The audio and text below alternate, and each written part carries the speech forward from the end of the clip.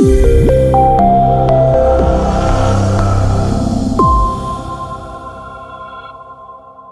continue our journey through Europe, and we're now moving to Germany.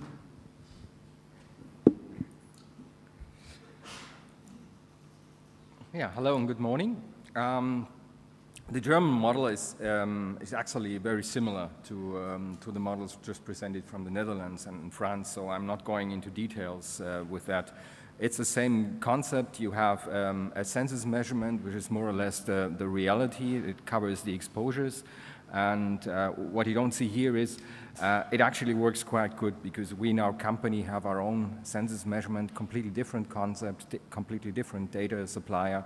And the data we get from there is very close to the data which we get from the JIC census supplier. So that works. And then we have an online panel that basically covers demographics, reach, frequency, and overlaps. And we have to calibrate those two data sources because naturally, as you can imagine, in a very fragmented world like online viewing, you don't always get the same data from the panel that you do get from the census measurement. So you need to integrate or calibrate that.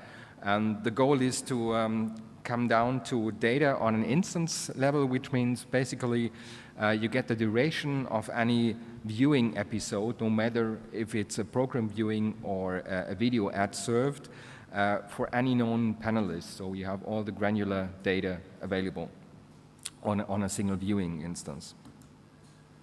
What you can do with that currently in our model is basically three different sets of analysis. The first is we can cover digital reach and demographics from streaming or online viewing.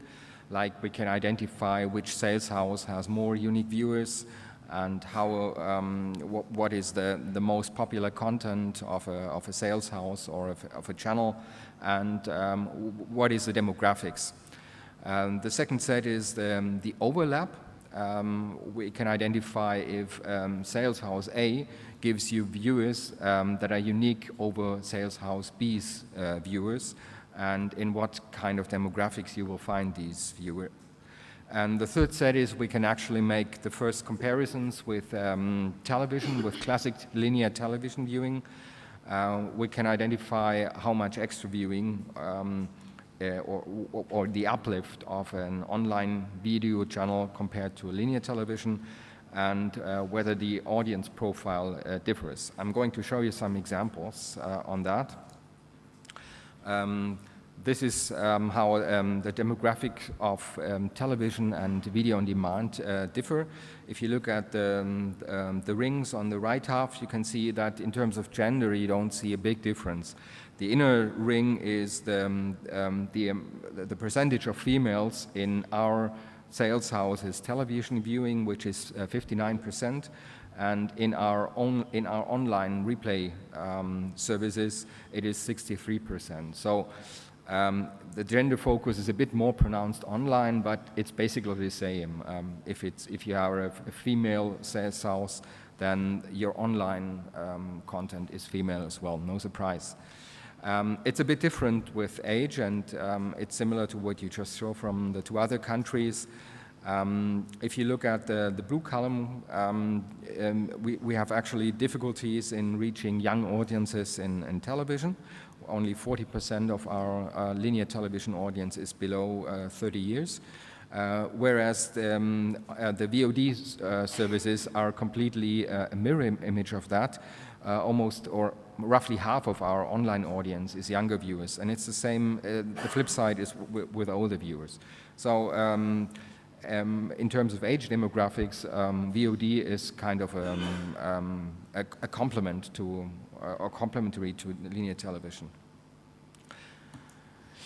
The uplift we get, by uplift I mean how much extra viewing time can I collect if I add our online replay or VOD services to the viewing time I get from linear television.